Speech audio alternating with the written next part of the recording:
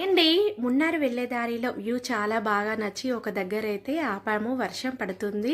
Tea తోటలైతే చాలా బాగున్నాయి. ఇక్కడైతే రోడ్ వచ్చేసి ఘాట్ రోడ్డు. ఘాట్ రోడ్లో కొంతమందికైతే వామిటింగ్ సెన్సేషన్ అయితే జరిగింది. వర్షం పడుతుంది, చిన్న చిన్నగా చినుకులు పడుతూ బస్సు దిగి రోడ్లో మధ్యలో నడుచుకుంటూ వెళ్తూ చాలామంది అయితే కార్లు ఆపారండి. ఇక్కడ ఫుడ్ కూడా ఉంది. ఫుడ్ తింటూ ఫుల్ ఎంజాయ్ అయితే చేశామండి. నచ్చిన వాళ్ళు ఫోటో దిగారు. ఇక్కడైతే వర్షం పడుతుంటే చాలా అందంగా అయితే అనిపించిందండి. వెళ్ళిన రోజే మమ్మల్ని మున్నార్ ఆకట్టుకుంది.